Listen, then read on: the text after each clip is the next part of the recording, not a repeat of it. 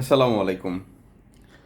আমি আমার পরিচিত, পরিজন, আত্মীয়, অনাত্মীয়, শুভাকাঙ্ক্ষী, হিতাকাঙ্ক্ষী,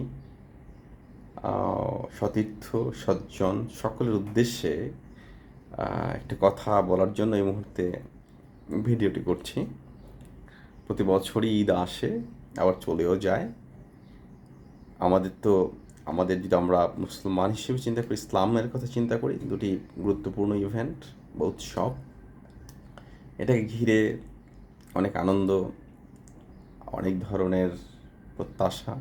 ঈদ এইভাবে পালন করব, এইভাবে পালন করবো, এভাবে বিশেষ করব।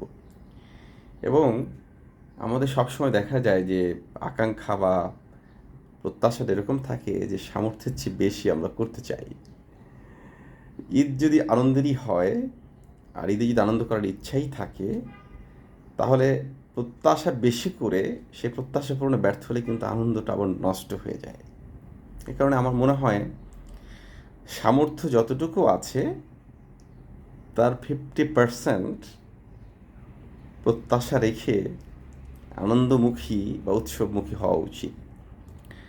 আমি অতীতের স্মৃতি যদি মনে করি, বেশিরভাগ ক্ষেত্রে বা আমি সকল ক্ষেত্রে দেখেছি বেশি বেশি কিছু করতে গিয়ে বা করার পরিকল্পনা করতে গিয়ে যখন থেমে যাই তখন কষ্ট পেতে হয়। ঈদ চলেই যায়, বাট যতটুকু আনন্দ উপভোগ করার কথা ছিল পুরোটা আর উপভোগ করা হয় না। সেই ক্ষেত্রে যতটুকু সক্ষমতা থাকে, সামর্থ্য থাকে, তার 50% প্রত্যাশা আমরা করব।